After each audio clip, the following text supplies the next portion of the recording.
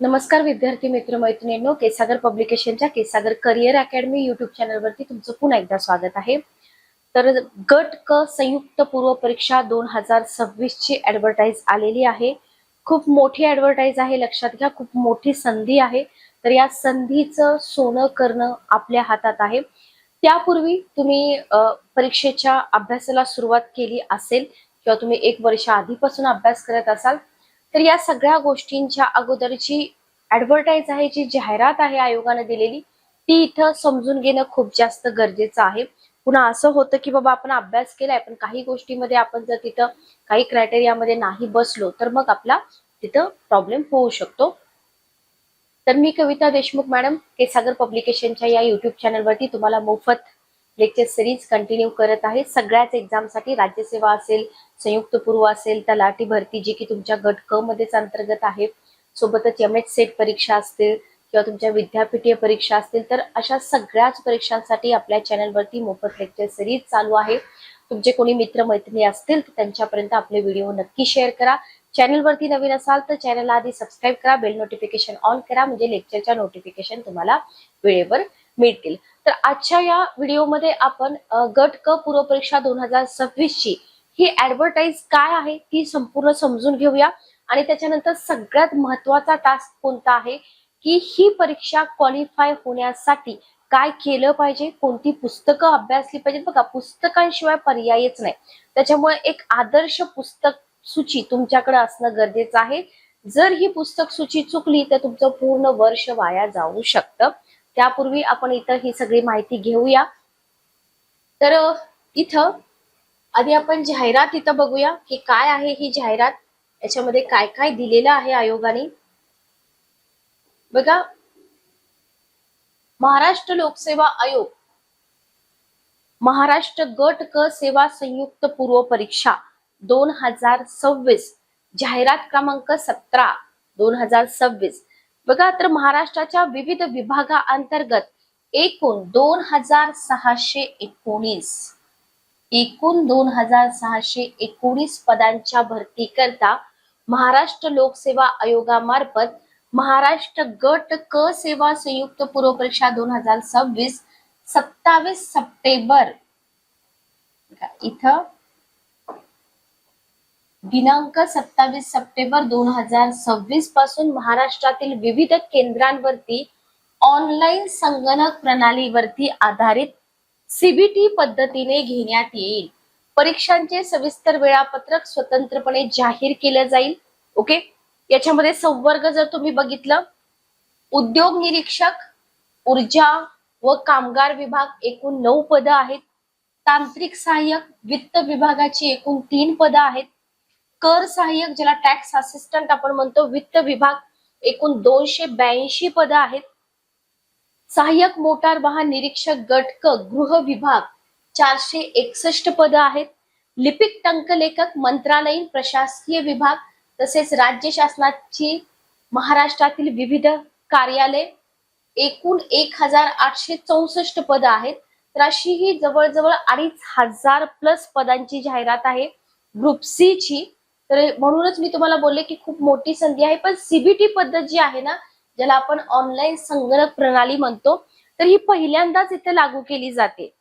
त्याच्यामुळं सीबीटी पद्धतीनं परीक्षा द्यायच्या आधी इथं तुम्हाला ऑनलाईन टेस्ट सिरीज वगैरे सॉल्व्ह करण्याची थोडी प्रॅक्टिस असली पाहिजे, लक्षात घ्या। तर ही जी परीक्षा आहे, या परीक्षेमध्ये भरावयाच्या विविध संवर्गातील सर्व पदांचा तपशील तुम्हाला परिशिष्ट 1 मध्ये नमूद केलेला आहे। संयुक्त पूर्व परीक्षा निकालाच्या आधारे इथं जी तुमची मेन्स होणार आहे, या मेन्सचा पात्र ठरलेल्या उमेदवारांची मुख्य परीक्षेची दिनांक जी आहे ती प्रसिद्ध करण्यात येईल, लक्षात घ्या। तर इथं एक रेड हायलाइटेड पॉइंट आहे, रेड कलरनं, सहाय्यक मोटार वाहन निरीक्षक संवर्गाकरिता अर्ज करण्यास इच्छुक असणाऱ्या आणि शैक्षणिक आणि शारीरिक दृष्ट्या पात्र उमेदवारांनी अर्ज सादर करताना सदर संवर्गाचा विकल्प सादर करणं आवश्यक आहे, फक्त सहाय्यक मोटार वाहन निरीक्षक या पदासाठी। ओके, अर्ज सादर करण्याचा कालावधी आहे 27 जून 2026 पासून 17 जुलै पर्यंत होता। ठीक आहे, ऑनलाईन पद्धतीने विहित परीक्षा शुल्क भरावयाचा अंतिम दिनांक 17 जुलै आणि जर तुम्ही चलन भरत असाल तर 19 जुलै. ठीक आहे. आणि जर फायनल तुम्ही चलनामध्येच पे करत असाल तर 20 जुलै. म्हणजे ह्या सगळ्या तारखा होऊन गेलेल्या आहेत. ओके. तर तुम्ही फॉर्म भरला असेल. आता याच्यामध्ये लक्षात काय घ्यायचंय बघा, पदसंख्या आणि सर्वसाधारण तरतुदी. बघा, पदसंख्या आणि आरक्षणामध्ये शासनाच्या संबंधित विभागाच्या सूचनेनुसार बदल होऊ शकतो. आता जो काही पदसंख्या वगैरे दिलेली आहे आणि आरक्षण आहे त्याच्यामध्ये चेंजेस होऊ शकतात, हे एमपीएससीने आधीच सांगितलंय. आता या परीक्षेमधून भरण्यात येणाऱ्या विविध संवर्गांपैकी जाहिरातीच्या दिनांकापर्यंत, बघा जाहिरातीची दिनांक आहे ना, तोपर्यंतची पद प्रस्तुत जाहिरातीमध्ये नमूद केलेत. आता तुमची एक्झाम पर्यंत जर अजून त्यांना काही पद मिळाली मागणी पत्र, तर ते त्याच्यामध्ये ऍड करतात. जसं की राज्यसेवेच्या वेळेस प्रत्येक वेळेस जागा वाढल्या जातात बरोबर, त्या पद्धतीनं तर हे इन्क्लूड होऊ शकतं. त्यानुसार पूर्व परीक्षेचा अंतिम निकाल लागेपर्यंत संबंधित विभागाकडून अतिरिक्त मागणी पत्र प्राप्त होणारी सगळी पदे इथं विचारात घेतली जातील, लक्षात घ्या. आणि याच्या बाबतची घोषणा सूचना जी आहे ना, ती वेळोवेळी तुम्हाला आयोगाच्या संकेतस्थळावर प्रसिद्ध करण्यात येईल. म्हणजे तुम्ही स्वतः हे अपडेटेड राहिलं पाहिजे. ओके. जाहिरात एकदा प्रसिद्ध झाल्यानंतर पूर्व परीक्षेचा निकाल अंतिम करेपर्यंत नव्याने प्राप्त होणाऱ्या मागणी पत्रामध्ये जाहिरातीत नमूद नसलेल्या संवर्गासाठी आणि सामाजिक आणि समांतर आरक्षणाकरता पदे उपलब्ध होण्याची आणि विद्यमान संवर्गातील पदसंख्येमध्ये, म्हणजे आता सध्या तुमच्या संवर्गामध्ये तिथं पद आहेत, ओके, त्याच्यामध्ये बदल पण होऊ शकतो, वाढ पण होऊ शकते. ही सगळी शक्यता लक्षात घेऊनच तुम्ही फॉर्म भरायचा आहे. पुन्हा एमपीएससीला भांडायचं नाही की तुम्ही असं का केलं म्हणून, बरोबर. पूर्व परीक्षेचा निकाल अंतिम करेपर्यंतच्या कालावधीपर्यंत शासनाकडून सुधारित अतिरिक्त स्वतंत्र मागणी पत्राद्वारे प्राप्त होणारी सगळ्या संवर्गातील पदे पूर्व परीक्षेच्या निकालासाठी विचारात घेतली जाणार आहेत. Okay, clear.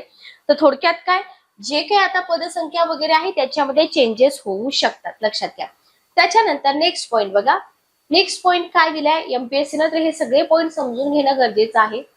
बघा, पूर्व परीक्षेची जाहिरात प्रसिद्ध झाल्यानंतर, आता ही जाहिरात प्रसिद्ध झाली, तुम्ही फॉर्म पण भरला असेल, तर ही जाहिरात प्रसिद्ध झाल्यानंतर शासनाकडून सुधारित अतिरिक्त स्वतंत्र प्राप्त संवर्गातील पदांचा समावेश इथं पूर्व परीक्षेच्या निकालापूर्वी शुद्धीपत्रकाद्वारे करण्यात येईल. काय दिलंय बघा, ही पूर्व परीक्षेची जाहिरात तुमची प्रसिद्ध झाली बरोबर. आता याच्यानंतर शासनाकडून सुधारित अतिरिक्त स्वतंत्र मागणी पत्राद्वारे काय करता येईल, जे प्राप्त संवर्ग आहे त्याच्या पदांचा समावेश पूर्व परीक्षेच्या निकालाच्या आधीच इथं शुद्धीपत्रकाद्वारे देण्यात येईल. आणि पूर्व परीक्षेच्या जाहिरातीमध्ये पद आरक्षित नाही, पदसंख्या कमी आहे किंवा माझ्या संवर्गाचा समावेश नाही, त्याच्यामुळे पूर्व परीक्षेसाठी अर्ज सादर केला नसल्याची, त्याच्यामुळे निवडीची संधी गेल्याबाबतची तक्रार पुन्हा कोणत्याही विद्यार्थ्यांनी इथं करायची नाही. कारण का, सुरुवातीलाच एमपीएससीनं इथं क्लिअर केलेलं आहे की समजा आता तुमच्या संवर्गासाठी पद नसतील तरी सुद्धा तुम्ही फॉर्म भरा, म्हणजे कंपल्शन नाहीये, पुढे जाऊन पदसंख्या वाढू शकते, त्याच्यामध्ये चेंजेस होऊ शकतात संवर्गामध्ये. ठीक आहे. तर हे जे जाहिरात असते ना, जोपर्यंत जाहिरातीची दिनांक आहे तोपर्यंत जितकी मागणी पत्र एमपीएससी कडे आलेली आहेत तितक्याच जागांचा इथं समावेश केला जातो.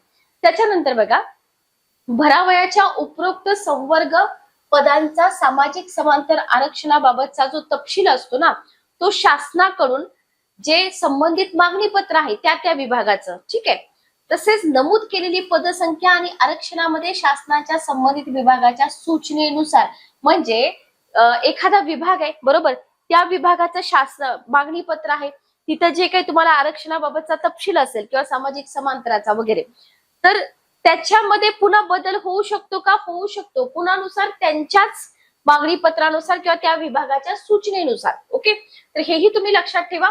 पुन्हा इथं तुम्ही एमपीएससीला भांडायचं नाही की असा बदल का झाला म्हणून. ठीक आहे.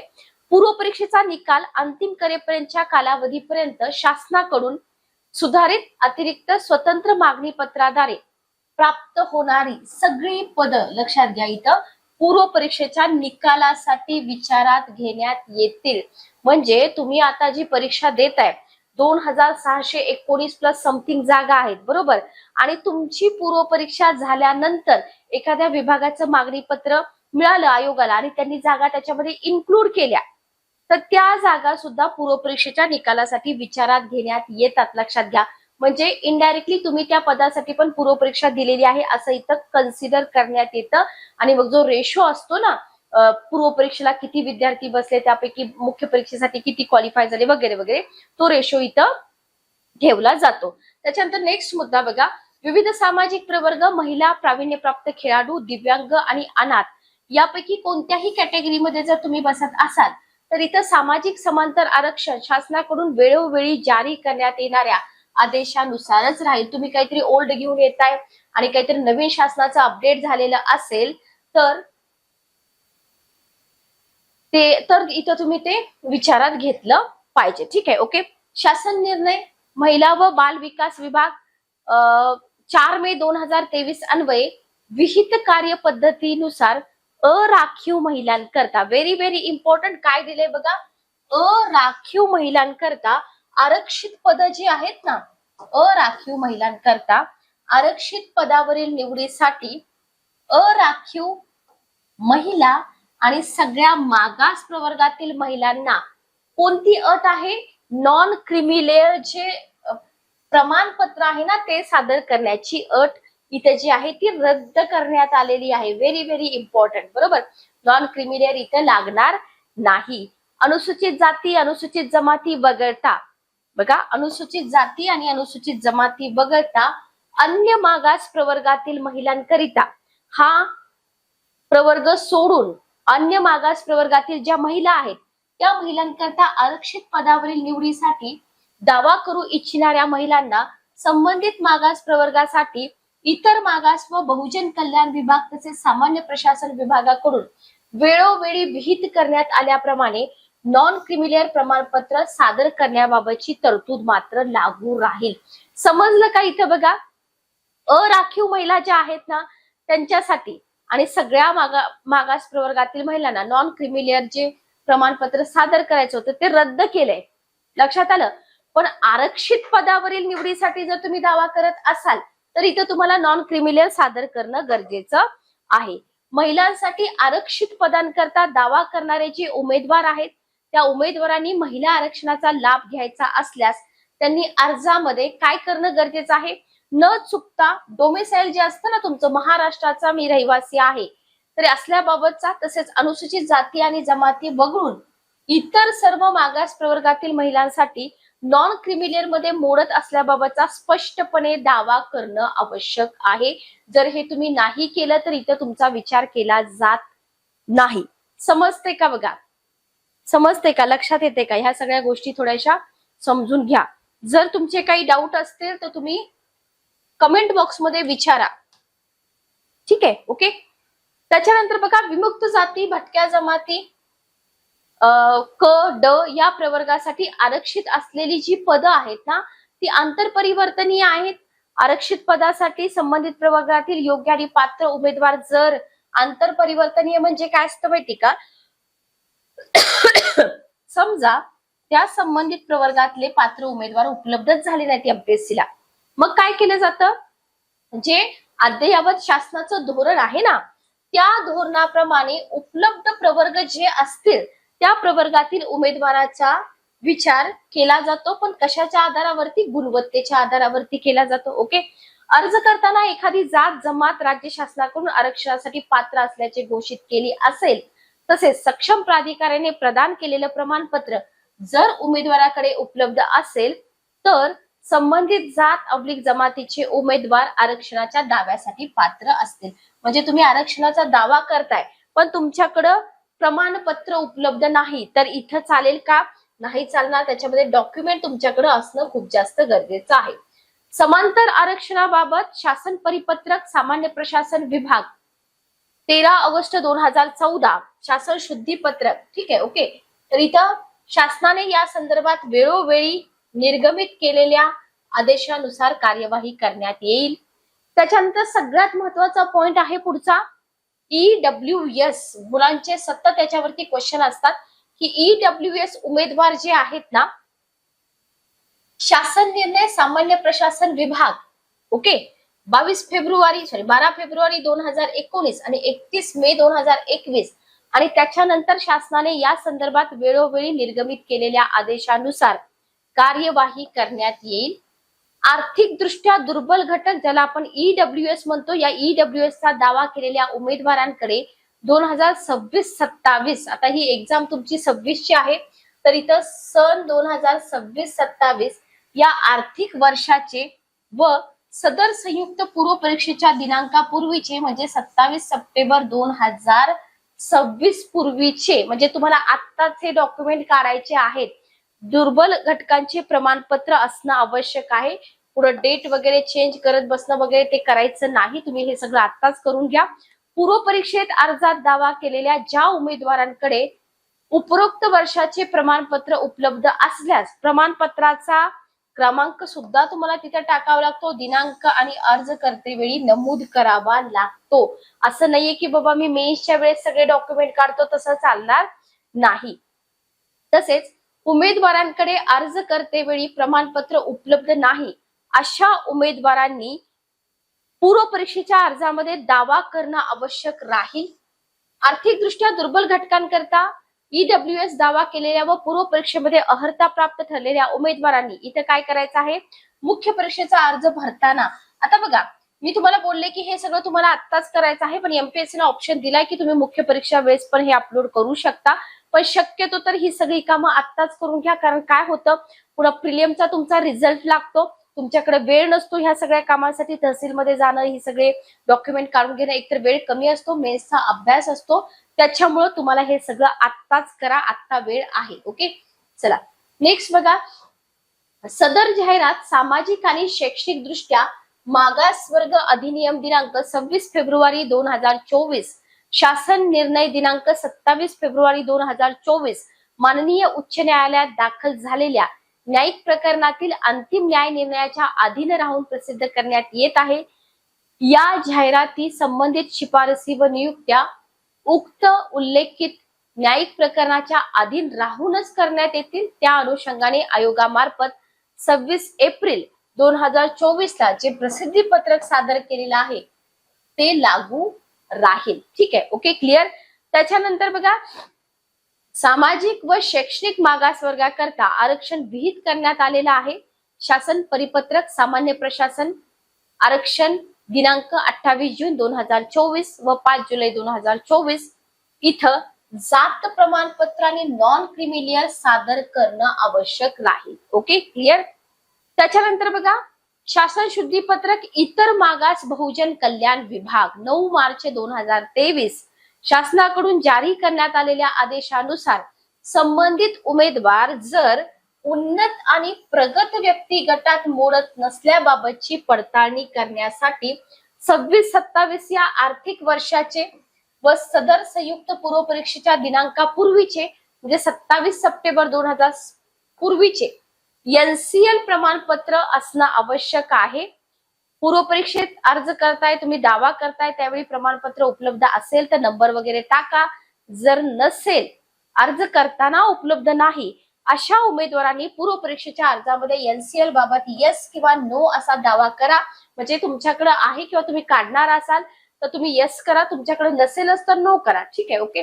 आणि उमेदवार इथं अर्ज भरताना मात्र पुन्हा काय करावं लागेल, मेन्सच्या वेळेस मात्र तुम्हाला हे अपलोड करावं लागेल. ओके. त्याच्यानंतर बघा, सेवा प्रवेशाच्या प्रयोजनासाठी शासनाने मागास म्हणून मान्यता दिलेल्या समाजाच्या वयोमर्यादेमध्ये सवलत घेतलेल्या उमेदवारांचा अराखीव पदावरील निवडीकरता विचार करण्याबाबत शासनाच्या धोरणानुसार कार्यवाही करण्यात येईल आणि याबाबतचा तपशील वेळोवेळी आयोगाच्या संकेतस्थळावर काय करण्यात येईल, प्रसिद्ध करण्यात येईल. अराखीव खुला सर्वसाधारण पदावरील शिफारसी करता गुणवत्तेच्या आधारे सगळ्या उमेदवारांचा इथे विचार होत असल्यामुळे काय होईल, सर्व आरक्षित प्रवर्गातील उमेदवारांनी त्यांच्या प्रवर्गासाठी पद आरक्षित उपलब्ध जरी नसलं तरी सुद्धा अर्जामध्ये त्यांच्या मूळ प्रवर्गासंबंधीच तुम्ही माहिती नमूद करा आणि हे कंपल्सरी आहे, इथं चुकू नका. ओके. आता कोणत्याही आरक्षणाचा लाभ हा केवळ महाराष्ट्रात, जर तुम्ही महाराष्ट्राचे रहिवासी असाल तरच तुम्हाला लाभ मिळेल. सर्वसाधारण रहिवासी या संज्ञेला भारतीय लोकप्रतिनिधित्व कायदा 50च्या कलम 20 नुसार जो अर्थ आहे तोच आहे. म्हणजे जर महाराष्ट्राचे रहिवासी असाल तरच. Okay, clear. त्याच्यानंतर बघा ते सगळे पॉइंट समजून घेणं खूप जास्त महत्वाचं आहे. एकच मिनिट थांबा. नेक्स्ट पॉइंट बघा.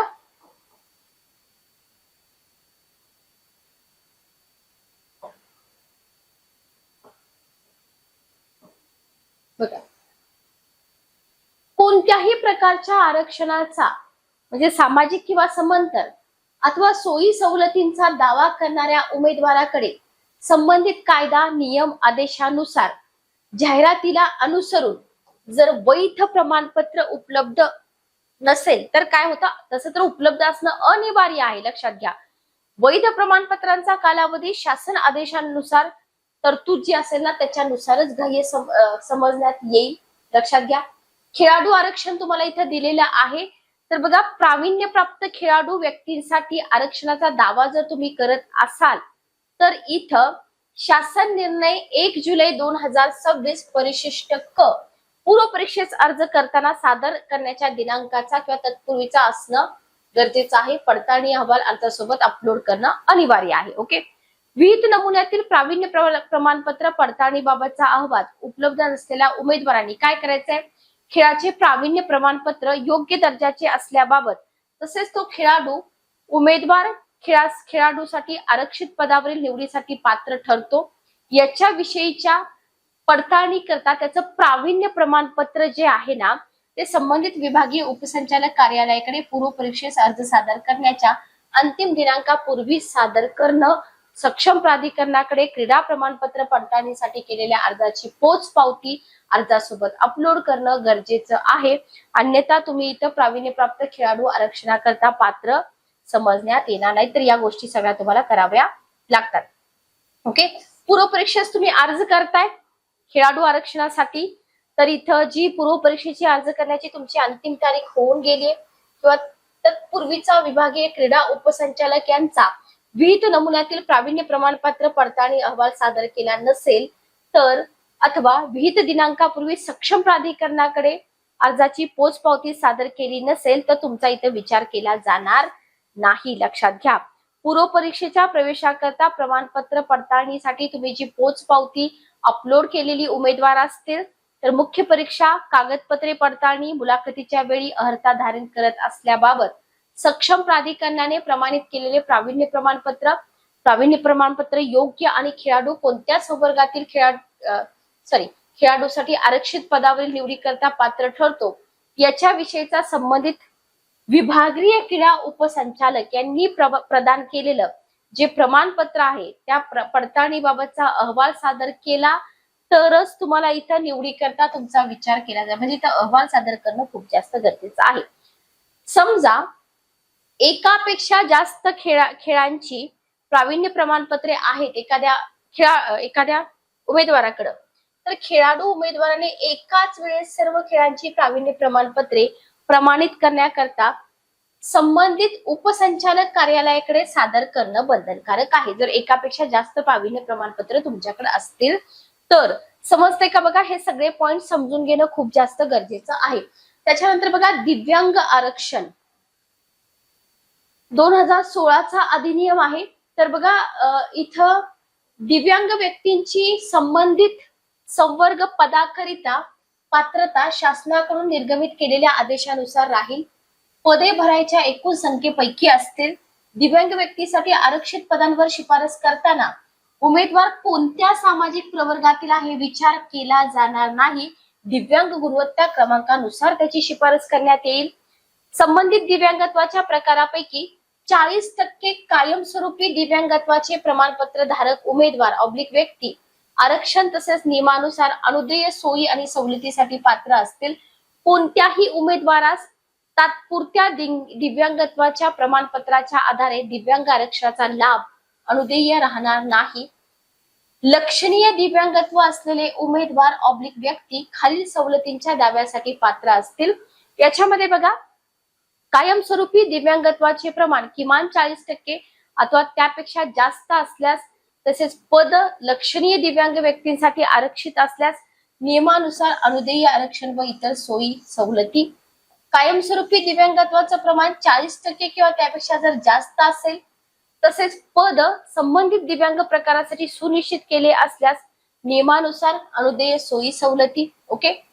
लक्षणीय दिव्यांग व्यक्तीसाठी असलेल्या वयोमर्यादेचा अथवा कोणत्याही प्रकारचा जर फायदा घ्यायचा असेल तर त्या उमेदवारांनी सार्वजनिक आरोग्य विभाग 14 सप्टेंबर 2018 चा जो आदेश आहे त्या आदेशानुसार केंद्र शासनाच्या www.स्वावलंबन-कार्ड.गव्हर्नमेंट-इन किंवा SADM या संगणकीय प्रणालीद्वारे वितरित करण्यात आलेले नवीन नमुन्यातील दिव्यांगाचे प्रमाणपत्र सादर करणं गरजेचं आहे. त्याच्यानंतर बघा, शासन परिपत्रक दिव्यांग कल्याण विभाग 27 जून 2024 अन्वये सार्वजनिक आरोग्य विभागाच्या दिनांक 14 सप्टेंबर 2018 च्या शासन निर्णयान्वये भविष्यात वेळोवेळी स्थापन करण्यात आलेल्या येणाऱ्या वैद्यकीय मंडळामार्फत दिव्यांगत्व प्रमाणपत्र व वैश्विक ओळखपत्र प्राप्त करून घेणं आवश्यक आहे किंवा कंपल्सरी आहे. वैश्विक ओळखपत्र प्राप्त करून घेण्यासाठी नोंदणी केल्यानंतर प्रत्यक्षात सदर ओळखपत्र प्राप्त होईपर्यंतच्या कालावधीसाठी दिव्यांग व्यक्तींना इतर दिव्यांगत्वाच्या सवलती आणि योजनांचा लाभ घेण्यासाठी त्यांच्याकडे असलेले दिव्यांगत्व प्रमाणपत्रासोबत वैश्विक ओळखपत्रासाठीचा नाव नोंदणी क्रमांक तुम्ही सादर करणं इथं कंपल्सरी आहे, अनिवार्य आहे. Okay, clear. चला, तर हे वैश्विक ओळखपत्र वगैरे हे खूप जास्त इम्पॉर्टंट आहे जर तुम्ही याच्यासाठी दावा करत असाल तर. लक्षात आलं. त्याच्यानंतर बघा, अनाथ आरक्षण. अनाथ आरक्षण बघा, इथं अनाथ आरक्षण जे आहे 2023 आणि 10 मे 2023 शासनाकडून वेळोवेळी जारी करण्यात येणाऱ्या आदेशानुसार राहील. अनाथ आरक्षण एखाद्या भरती प्रक्रियेमध्ये अनाथ आरक्षणाच्या एका प्रवर्गासाठी उपलब्ध जागांवरती गुणवत्तेनुसार त्या प्रवर्गातील अनाथ उमेदवार पर्याय प्रमाणात उपलब्ध होऊ शकले नाहीत तर त्या भरती प्रक्रियेमध्ये ती पद अनाथांच्या दुसऱ्या प्रवर्गातील उमेदवारांमधून गुणवत्तेनुसार काय करता येतील, भरण्यात येतील. ओके.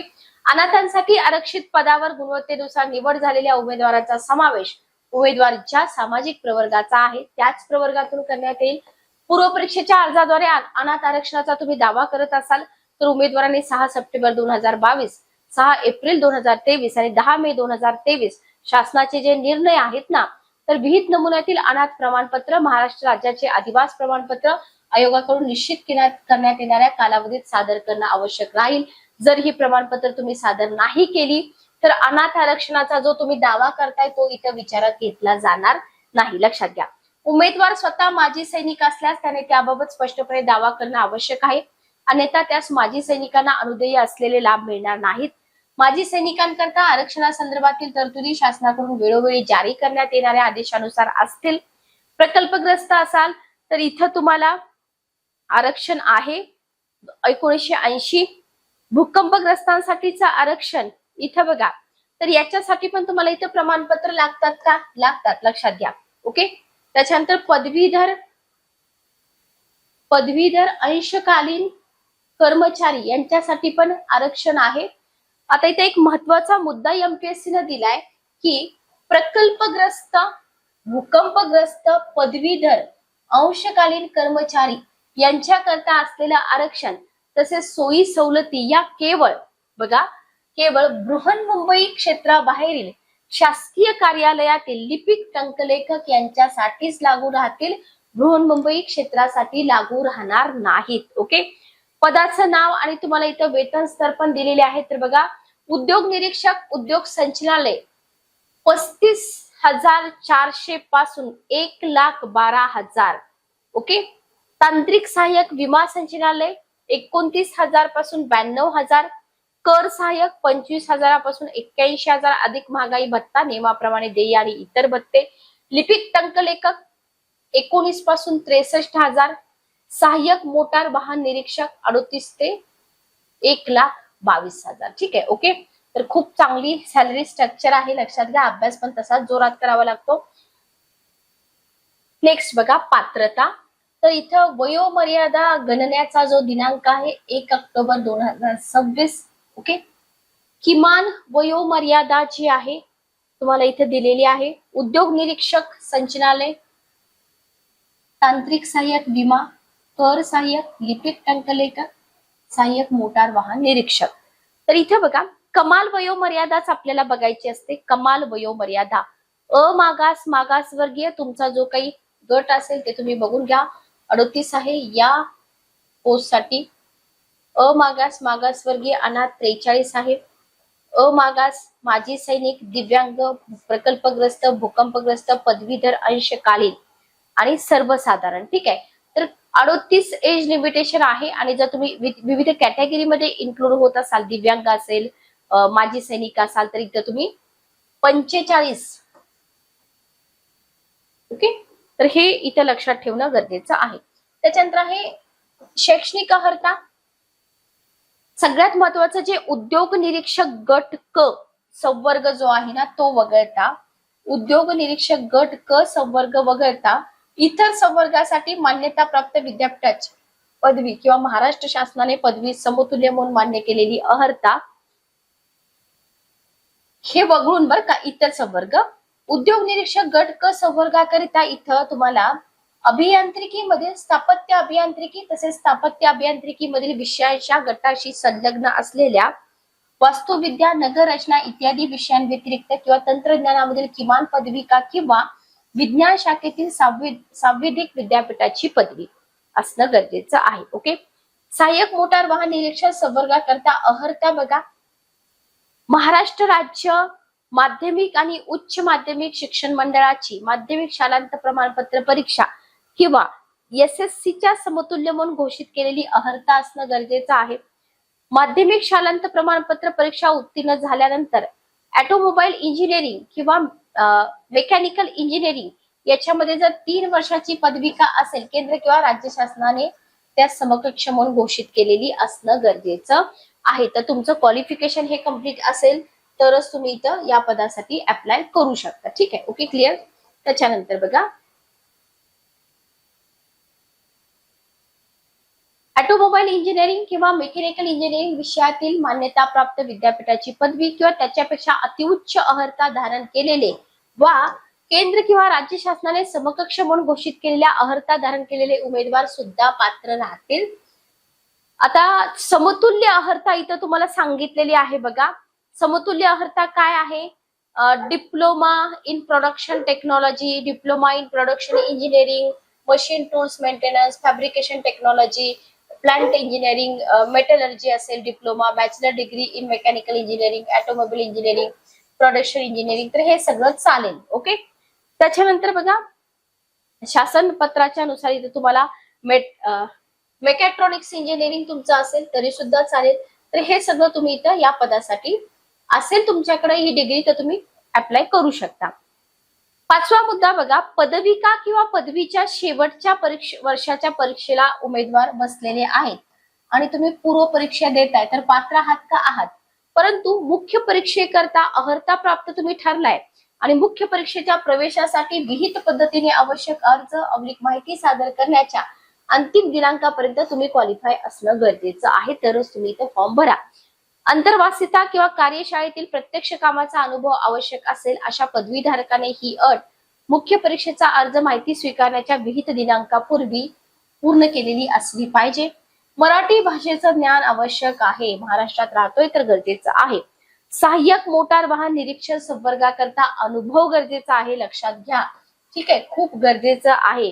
तर इथं हलकी मोटार वाहने, जड मालवाहू वाहने, जड प्रवासी वाहने यांची दुरुस्ती देखभाल करण्याचा पूर्ण वेळ कर्मचारी म्हणून केंद्र किंवा राज्य शासनाच्या विभागामध्ये किंवा व्यवसायांच्या अखत्यारीतील यंत्रशाळेमध्ये घेतलेला अथवा शासन वेळोवेळी निर्देशित करेल अशा संस्थांमध्ये घेतलेला किमान 1 वर्षाचा कालावधी अनुभव आवश्यक. अनुभवाच्या प्रयोजनार्थ प्रशिक्षणार्थी अथवा अप्रेंटिस म्हणून वरील ठिकाणी घेतलेला अनुभव गृहीत धरला जाऊ शकेल. मुख्य परीक्षेला तुम्ही अर्ज सादर करताय तर दिनांकास नमूद केल्याप्रमाणे किमान 1 वर्ष कालावधीचा पूर्ण वेळ कर्मचारी म्हणून अनुभव जर नसेल आणि त्यांनी नियुक्तीनंतर परिवीक्षाधीन कालावधीमध्ये शासनाच्या विभागात किंवा व्यवसायामध्ये अथवा शासन वेळोवेळी निर्देशित करेल अशा संस्थांमध्ये किमान 1 वर्ष अनुभव घेणं कंपल्सरी आहे. त्याच्यानंतर बघा लायसन. तर इथं सक्षम प्राधिकाऱ्याने दिलेली वैध अनुज्ञप्ती म्हणजे लायसन्स आवश्यक आहे.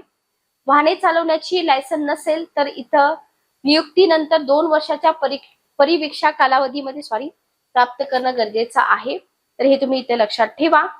त्याच्यानंतर लायसन वेळोवेळी अपडेट केलेलं असलं पाहिजे. त्याच्यानंतर तुम्ही सहाय्यक मोटार वाहन निरीक्षक या पदासाठी जर अप्लाय करत असाल तर तुमच्यासाठी काही फिजिकल क्रायटेरिया आहे.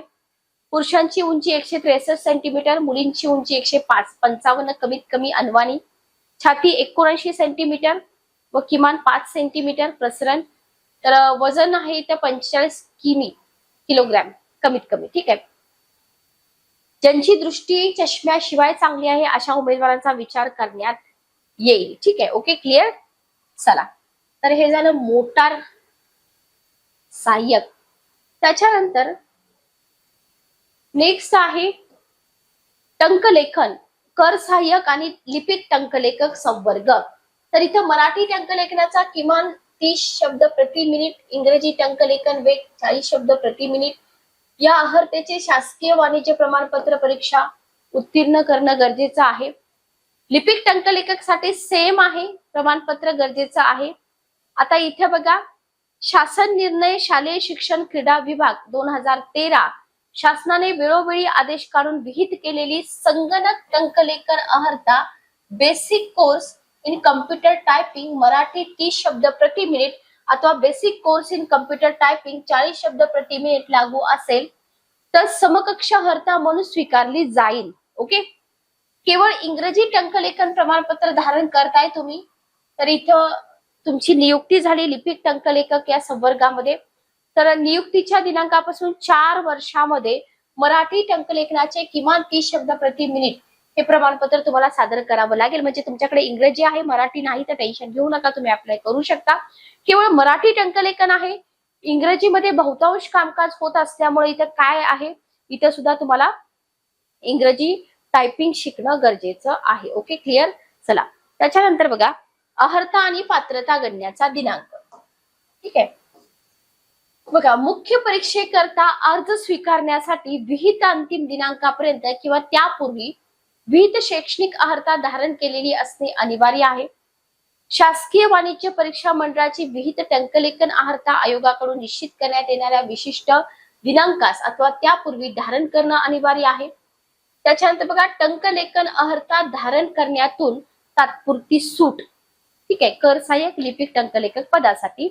तर इथं बघा कोणाला आहे ही सूट, तर दिव्यांग उमेदवारांना टंकलेखनाची परीक्षा उत्तीर्ण होण्यासाठी त्यांची नियुक्ती झाली त्या नियुक्तीच्या दिनांकापासून 2 वर्षाचा कालावधी व 2 संधी इथं अनुदेय असल्यामुळे दिव्यांग आरक्षणाचा दावा करणाऱ्या उमेदवारांना टंकलेखन अर्हता कंपल्सरी नाही. ओके.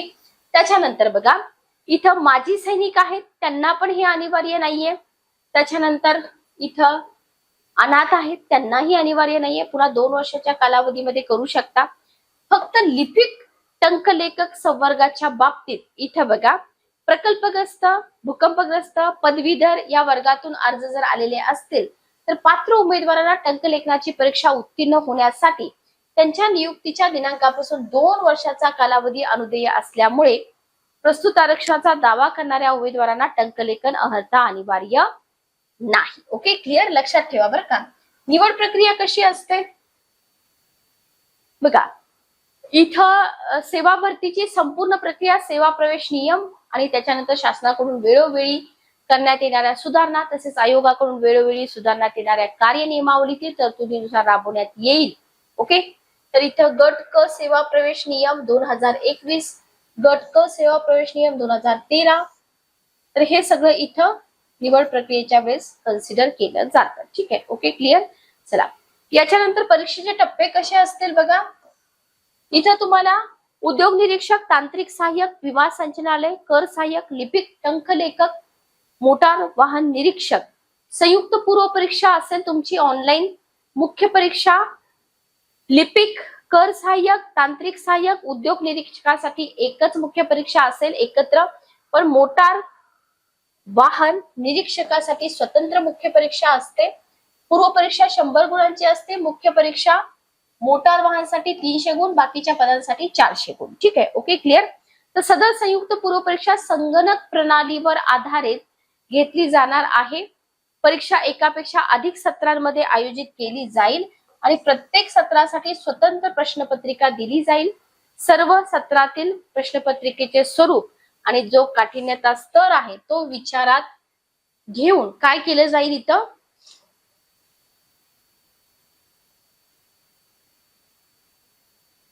नॉर्मलायझेशन केलं जाईल. गुणांचं समानीकरण करण्यात येईल आणि त्याच्यानुसार उमेदवारांचे नॉर्मलाइज्ड गुण निश्चित करण्यात येतील, निकाल जाहीर करण्यात येईल. तर इथं बघा, समानीकरण पद्धती संदर्भात विस्तृत माहिती आयोगाच्या संकेतस्थळावर प्रसिद्ध करण्यात येईल आणि सदर नॉर्मलायझेशन सर्व उमेदवारांना बंधनकारक असेल, तिथे तुम्ही अपोज करू शकत नाही, लक्षात घ्या. पूर्व परीक्षेच्या सगळ्या सत्रातील परीक्षा पूर्ण झाल्यानंतर आन्सर कीज डिक्लेअर केल्या जातील आणि उमेदवारांनी सोडलेल्या उत्तरपत्रिका संबंधित उमेदवारांच्या प्रोफाईल मध्ये उपलब्ध करून देण्यात येतील, लक्षात घ्या. आयोगाच्या संकेतस्थळावर स्वतंत्रपणे प्रसिद्ध करण्यात आलेल्या परीक्षेच्या योजना, पद्धती, अभ्यासक्रमानुसार पूर्व आणि मुख्य परीक्षेची निकाल प्रक्रिया राबवली जाईल. मुख्य परीक्षा जी आहे ती इथं आयोगाकडून सूचना निर्गमित झाल्यानंतर ऑनलाईन अर्ज तुम्हाला भरावे लागतील. ओके, इथं संयुक्त पूर्व परीक्षेसाठी अर्ज करतेवेळीची शैक्षणिक अर्हता, टंकलेखन अर्हता नसल्यास इथं बघा, अंतिम दिनांकापर्यंत जर प्राप्त केली असेल तर उमेदवाराला शैक्षणिक टंकलेखन अर्हता प्राप्त केल्याचा दिनांक नमूद करता येईल, लक्षात घ्या. आता त्याच्यानंतर कोणत्याही टप्प्यावर पूर्व परीक्षेच्या अर्जामध्ये केलेल्या इतर कोणत्याही दाव्यामध्ये बदल करता येणार नाही, लक्षात ठेवा. पूर्व परीक्षेकरता अर्ज तुम्ही करताय तर इथं तुम्हाला खातं तयार केलेलं पाहिजे, अपडेटेड पाहिजे. ओके, ऑनलाईन अर्ज प्रणालीसाठी केवायसी करण्याकरता आयोगाच्या संकेतस्थळावरील जो 2025चं प्रसिद्धी पत्रक आहे त्याच्यानुसार कार्यवाही पूर्ण करण्याकरता स्वतंत्र कालावधी उपलब्ध करून देण्यात येईल. केवायसी पूर्ण करणं गरजेचं आहे, लक्षात घ्या. इथं कागदपत्र अपलोड करणं कंपल्सरी आहे, शुल्काचा भरणा करणं गरजेचं आहे, हे मी तुम्हाला सांगितलेलं आहे. प्रोफाईल मध्ये जे तुम्ही दावा करताय, माजी सैनिक, अनाथ असेल, खेळाडू असेल, तर पदवी आयुष्यकालीन पदवीधर असाल तर इथं या उमेदवारांव्यतिरिक्त बाकीच्या उमेदवारांना कोणतीही कागदपत्र अपलोड करण्याची गरज नाही, लक्षात ठेवा. त्याच्यानंतर बघा, सामाजिक आणि समांतर आरक्षणाचा दावा तुम्ही करताय तर उमेदवारांची पात्रता आजमावल्यानंतर उमेदवार जाहिरातीनुसार पात्र ठरत असल्यास अर्ज करताना खालील कागदपत्र अपलोड करणं मात्र गरजेचं आहे. कोणती? तुम्ही दिव्यांग असल्याचा पुरावा, पीडीएफ. आता विद्यार्थी म्हणतात की पीडीएफ आहे पण अपलोडच होत नाही, प्रॉब्लेम येतोय, तर साईज चेक करा. ठीक आहे, किती केबी मध्ये तुम्हाला साईज दिले तेवढ्याच तिथे अपलोड होतात, बाकीच्या होत नाहीत. खेळाडू आरक्षण असेल तर इथे तुम्हाला पीडीएफ अपलोड करणं गरजेचं आहे. अनाथ असाल, पदवीधर असाल, भूकंपग्रस्त असाल किंवा महिला खेळाडू दिव्यांग असाल, फक्त हे जे साईज दिलेली आहे ना पीडीएफची, ती साईज तुम्ही कम्प्युटर सेंटर मध्ये जाऊन काय करू शकता, अपलोड करू शकता किंवा मोबाईल मध्ये पण करू शकता, काही अडचण नाही. Okay, clear. चला, त्याच्यानंतर बघा, प्रमाणपत्र, प्रवेश पत्र दिलेलं आहे, याचं काही महत्वाचं नाही. विविध विभागांचा तपशील पण दिलेला आहे बघा. तर इथं तुम्हाला मी आधी पण सांगितलेलं आहे, उद्योग निरीक्षकासाठी किती पदं आहेत, 9 पदं आहेत, बघून घ्या. आता एकूण आरक्षित पदं किती आहेत, 8 आहेत, बरोबर. अराखीव पद 1 आहे, एकूण 9 आहेत. तांत्रिक सहाय्यासाठी एकूण 3च पदं आहेत, लक्षात घ्या. महिलांसाठी इथं पद नाही. सहाय्यक मोटार वाहन निरीक्षक 461 पदं आहेत. कर सहाय्यक इथं 2च पदं आहेत. संस्थात्मक 1 पद, ह्याच्यासाठी वरच्यासाठी कर सहाय्यकसाठी 282 पदं आहेत. त्याच्यानंतर इथं तुम्हाला सामान्य बघा, लिपिक टंकलेखक संवर्ग जो आहे ना तो कम्प्लीट संवर्ग तुम्हाला इथं दिलाय. मंत्रालयीन प्रशासकीय विभागामध्ये 243 आहेत. सह्याद्री नंदगिरी राज्य अतिथीगृह मुंबई 2 पद आहेत. लोकायुक्त उपलोकायुक्त कार्यालयामध्ये 6 पद आहेत. नागपूर कोषागार 15 पद. नाशिक विभाग 11 पद. अमरावती 29 पद. नवी मुंबई 17. त्याच्यानंतर पुणे विभाग 21. अशा पद्धतीने तुम्हाला पद दिलेली आहेत, बघून घ्या. ठीक आहे, ओके. चला, तर खूप जास्त पद आहेत. 2,500 पदांची ही जाहिरात आहे, लक्षात घ्या. ओके. इथं तुम्हाला दिव्यांगाची सुनिश्चितीसाठी दिव्यांग उपप्रकार दिलेले आहेत. जे दिव्यांगासाठी दावा करत आहेत त्यांनी बघून घ्या. हे सगळे उपप्रकार, फॉर एक्झाम्पल उद्योग निरीक्षक आहे, दिव्यांग उपप्रकार तुम्हाला इथं दिलेला आहे. तांत्रिक सहाय्यक साठी पण दिलेला आहे. ओके. त्याच्यानंतर बघा,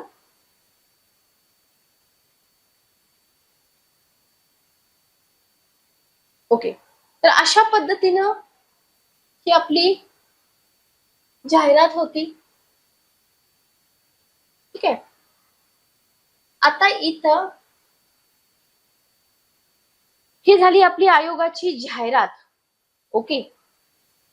आता या गट क पूर्व परीक्षेचा जो सिलेबस आहे, ठीक आहे, गट क पूर्व परीक्षेचा जो सिलेबस आहे, जो की पूर्वीच्या गट ब परीक्षा होती एमपीएससी ची, गट क आहे तोच आहे. इथं तुम्हाला पूर्व परीक्षेसाठी चालू घडामोडी, ओके, त्याच्यानंतर इतिहास, महाराष्ट्राचा इतिहास, भारताचा इतिहास, भूगोल, महाराष्ट्राचा भूगोल, भारताचा भूगोल, त्याच्यानंतर राज्यशास्त्र म्हणजे पॉलिटी, सामान्य विज्ञान, त्याच्यानंतर तुमचं मॅथ्स, रिझनिंग, हे सगळे सब्जेक्ट इथं तुम्हाला करावे लागतात. तर जीके टाइप क्वेश्चन असतात असं नाहीये, कॉन्सेप्च्युअल क्लिअरिटी असणं पण गरजेचं आहे. तर पदसंख्या एवढी मोठी आहे, स्पर्धा एवढी तगडी आहे, तर तुम्ही तयारी पण तशीच केली पाहिजे. तर संपूर्ण पुस्तक सूची तुम्हाला आपल्या केसागर पब्लिकेशनच्या वेबसाईट वरती मिळून जाईल. डिस्क्रिप्शन बॉक्स मध्ये तुम्हाला लिंक दिली जाईल. त्या लिंक वरती जाऊन तुम्ही इथं ग्रेड सी म्हणून एक कॅटेगरी येते आपली. ग्रेड सी मध्ये तुम्हाला इथं प्रिलियम एक्झाम साठी GK, history, geography, Indian constitution, economics, general science, general ability, basic numeracy सगळी पुस्तकं मिळतील. मेन्स साठी पण पुस्तकं आहेत, पण सध्या तुम्ही फक्त प्रिलियमच बघा. मेन्स साठी excise mains, tax assistant, clerk, typist सगळी पुस्तकं आपल्याकडे आहेत. आता याच्यामध्ये प्रिलियम साठी जर आपण बघितले ना, तर प्रिलियम साठी आपण इथं कॉम्प्रिहेन्सिव्ह पासून सुरुवात करूया. कॉम्प्रिहेन्सिव्ह पासून का सुरुवात करायची, कारण आता हे जुलै महिना, ऑगस्ट महिना तुमच्याकडे आहे, बरोबर. तर इथं तुम्ही काय करू शकता, गट क परीक्षा पूर्वीच्या प्रश्नपत्रिका विषयनिहाय उत्तरांसह 2007 पासून. तर बघा, प्रत्येक परीक्षेला कशा पद्धतीने प्रश्न विचारलेत हे तुम्ही इथं समजून घेणं गरजेचं आहे. तुम्ही जर नव्यानच गट क परीक्षा देत असाल तर पूर्व परीक्षेचे क्वेश्चन पेपर अभ्यासणं खूप जास्त गरजेचं आहे. तर 2007 पासूनच्या सगळ्या प्रश्नपत्रिका तुम्हाला एकाच पुस्तकामध्ये मिळत आहेत. त्याच्यानंतर आपलं जे नवीन पुस्तक आहे, महाराष्ट्र गट क सेवा, उद्योग संचालनालय, विमा संचालनालय, राज्य उत्पादन शुल्क, कर सहाय्यक, लिपिक टंकलेखक.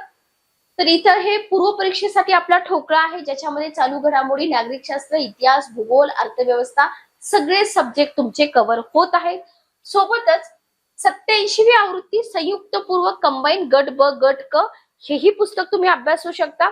याच्यामध्ये तुम्हाला एमसीक्यू पण मिळतील आणि थेरी पण मिळून जाईल. ठीक आहे, ओके. तर हे कॉम्प्रिहेन्सिव्ह साठी मी सांगते. आता ज्यांना इथं डिटेल अभ्यास करायचा आहे, ठीक आहे, जे विद्यार्थी नवीन आहेत, ज्यांना डिटेल मध्ये अभ्यास चालू करायचा आहे, हे प्रॅक्टिस साठी झाले कॉम्प्रिहेन्सिव्ह मध्ये. आता सब्जेक्ट वाईज मी इथं तुम्हाला पुस्तकं सांगते. जीके आणि करंट अफेअर्स सेक्शन मध्ये जेव्हा तुम्ही जाल तेव्हा आपल्या पब्लिकेशनचं एक अतिशय दर्जेदार दमदार असं पुस्तक आहे, ते म्हणजे स्पर्धा परीक्षा जनरल नॉलेज, 6,500 वस्तुनिष्ठ प्रश्न. याच पुस्तकातून मी ग्रुप सी साठी काही लेक्चर्स पण घेतलेले आहेत. तर 30,000 वस्तुनिष्ठ प्रश्न या पुस्तकामध्ये तुम्हाला मिळतील. गट क ची जेवढी पदं आहेत गट क परीक्षेसाठी हे पुस्तक मोर दॅन सफिशियंट आहे प्रॅक्टिस साठी, लक्षात घ्या. ठीक आहे, प्रॅक्टिस साठी, तर हे इथं तुम्हाला लक्षात ठेवायचं आहे. त्याच्यानंतर तुम्हाला जनरल स्टडीजचं एक पुस्तक आहे, स्मॉलेस्ट जनरल नॉलेजचं नवीन आता अपडेट नाहीये आपल्याकडं. याच्यानंतर येतो तुमचा हिस्ट्री सब्जेक्ट. हिस्ट्रीसाठी बघा इथं तुम्हाला history of the modern world, जगाचा इतिहास तुम्हाला नाही, पण तुम्हाला आधुनिक भारताचा इतिहासाचं एक पुस्तक तुमच्याकडे पाहिजे. आपल्याकडे भरपूर पुस्तकं आहेत, याच्यापैकी तुम्ही वस्तुनिष्ठ स्वरूपामध्ये व्ही पाटील सरांचं पुस्तक आहे ते वापरू शकता, किंवा अनिरुद्ध सरांनी लिहिलेलं एक पुस्तक आहे आधुनिक भारताचा इतिहास, हे तुम्ही वापरू शकता. त्याच्यानंतर सगळ्यात जास्त महत्वाचा आधुनिक महाराष्ट्राचा समग्र इतिहास, कारण का भारताच्या इतिहासासोबतच महाराष्ट्राच्या इतिहासावरती पण क्वेश्चन विचारले जातात, तर ही दोन पुस्तकं तुमच्याकडे असणं गरजेचं आहे. प्राचीन भारत, मध्ययुगीन भारताचा इतिहास, हे तुमचे काही क्वेश्चन आले तर जे आपलं 30,000 प्लस प्रश्नांचं पुस्तक आहे ना, त्याच्यामधून ते तुमचं कव्हर होऊन जाईल. फक्त आधुनिक भारत आणि महाराष्ट्राचा इतिहास दोन पुस्तकं तुमच्याकडे असणं गरजेचं आहे. ठीक आहे.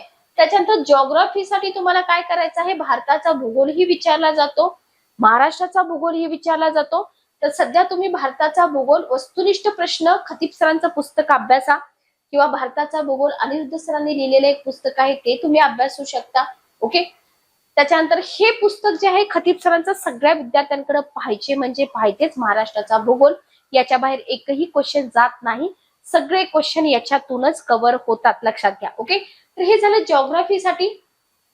त्याच्यानंतर इंडियन कॉन्स्टिट्यूशन साठी एकच पुस्तक तुम्हाला वापरायचं आहे, जे की तुमच्या पूर्व परीक्षा आणि मुख्य परीक्षा सगळ्या परीक्षांसाठी उपयोगी असेल, ते म्हणजे polity of India with special reference to Maharashtra.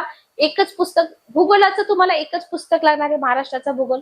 पॉलिटीचं तुम्हाला एकच पुस्तक लागणार आहे, polity of India with special reference to Maharashtra. त्याच्यानंतर विज्ञानासाठी सुद्धा तुम्हाला एकच पुस्तक, एकाच पुस्तकाच्या मल्टिपल रिव्हिजन करायचे. ठीक आहे. जनरल सायन्स बघा, जनरल सायन्स साठी इथं आपली दोन पुस्तकं आहेत. आता हे जे पुस्तक आहे ना, केसागर सामान्य विज्ञान, लुसेंट जनरल सायन्सचं पुस्तक, तुम्ही नाव ऐकून असाल, 14 वर्ष लोकप्रिय ठरलेलं पुस्तक, पण ते पुस्तक इंग्रजी आणि हिंदीमध्ये होतं. त्याचा अनुवाद केलाय केसागर पब्लिकेशनने मराठीमध्ये. आणि या पुस्तकामधून राज्यसेवेला 20 पैकी 15 प्रश्न, राज्यसेवा 2023 ला 22 पैकी 19 प्रश्न, राज्यसेवा 2022 ला 23 पैकी 23 प्रश्न आलेले आहेत, लक्षात घ्या. त्याच्यामुळे विज्ञानाचं हे पुस्तक तुमच्याकडे पाहिजे. आणि objective general science model practice set तुम्ही सोडवले पाहिजे, तर त्याच्यासाठी रवी भूषण आणि हेमंत देव सरांचं पुस्तक तुम्हाला इथं मिळून जातं, जे की तुम्ही वापरलं पाहिजे. ठीक आहे. Okay, clear. चला, त्याच्यानंतर आहे जनरल मेंटल ॲबिलिटी आणि अंकगणित वगैरे. तर इथं तुम्हाला भरपूर पुस्तकं आहेत, बघून घ्या. बुद्धिमापन चाचणी, समग्र मार्गदर्शन, स्पर्धा परीक्षा, अत्यावश्यक, अंकगणित. ठीक आहे. तर ही पुस्तकं जी आहेत ना, तर ही पुस्तकं अपडेटेड आहेत, लक्षात घ्या. म्हणजे नवीन नवीन पद्धतीचे जे क्वेश्चन तुम्हाला विचारले जातात, त्याच्यासाठी ही पुस्तकं सफिशियंट आहेत. तुम्हाला याच्या बाहेर काहीच करावं लागणार नाही. ओके. तर हे एक आपलं नवीन पुस्तक आहे, स्पर्धा परीक्षा संपूर्ण अंकगणित. नक्की वापरा. 18 नमुना प्रश्नपत्रिका इथं स्पष्टीकरणासहित दिलेल्या आहेत. ओके. तर संपूर्ण बुद्धिमापन हेही पुस्तक नवीन आहे. तर अशी ही आपली सगळी पुस्तक सूची केसागर पब्लिकेशनच्या वेबसाईटवरती सगळी पुस्तकं तुम्हाला मिळतील. गट क परीक्षा देत असणारा प्रत्येक विद्यार्थी, तुम्हाला काहीही अडचण येऊ द्या, तुम्ही कमेंट बॉक्समध्ये मला क्वेश्चन विचारू शकता. चॅनलवरती जेवढे काही सेशन्स होत आहेत नक्की बघा. चॅनलला सबस्क्राईब करा, म्हणजे लेक्चरच्या नोटिफिकेशन तुम्हाला मिळतील. पुस्तक मागवताना काहीही अडचण आली तर डिस्क्रिप्शन बॉक्समध्ये आपल्या पब्लिकेशनचे नंबर असतात, त्या नंबरवरती तुम्ही कॉल करा, मेसेज करा, किंवा तुम्ही मला इंडिव्हिज्युअल मेसेज सुद्धा करू शकता.